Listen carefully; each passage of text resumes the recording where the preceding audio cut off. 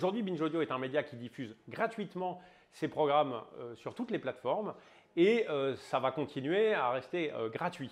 Ce qu'on va proposer en payant à nos auditeurs et auditrices, c'est davantage des produits dérivés ou des expériences issues de nos programmes. Ça va être des spectacles, ça va être des livres et ça va être des jeux par exemple, puisqu'au mois d'octobre, on va lancer un jeu autour du chip, un jeu autour donc de À bientôt de te revoir. Et on a vocation à proposer une offre de services et de produits dérivés autour de nos programmes et donc que les auditeurs contribuent financièrement, mais les programmes, eux, les podcasts, sont et resteront gratuits.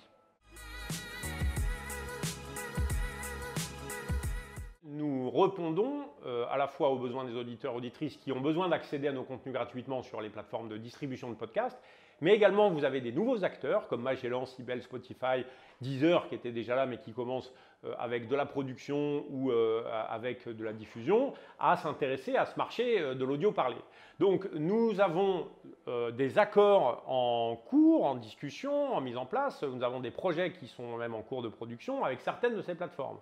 C'est le cas d'une série que nous produisons aujourd'hui pour le compte de Sibel, c'est notre département de production Binge Audio Story qui produit en fait pour le compte de Sibel, qui est une plateforme d'audio premium payant.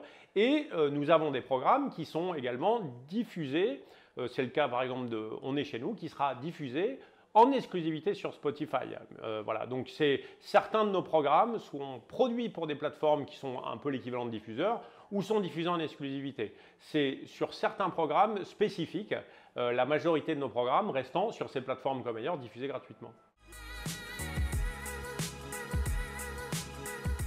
Alors notre audience, notre cible, France est en français, c'est-à-dire qu'on parle aux francophones de manière générale, puisque la France n'est plus le seul pays francophone. Donc la production en fait pour le marché international, ça demande d'abord, production bilingue, c'est des moyens, et en l'occurrence un de nos clients, qui est Sibel, nous a demandé de produire en français et en anglais une série, et donc du coup nous tournons et nous réalisons dans les deux langues, parce que eux, qui est une plateforme internationale, ont des auditeurs dans tous les pays. On n'exclut pas de le faire, on a fait par exemple des versions en anglais du chip cet été, on a fait des versions, on va faire une version en coproduction avec la BBC autour de Kif Taras au Paris Podcast Festival en octobre. On a certaines fois, quand il y a des témoins en anglais, on tourne en anglais, ça reste plutôt des hors-séries, des suppléments.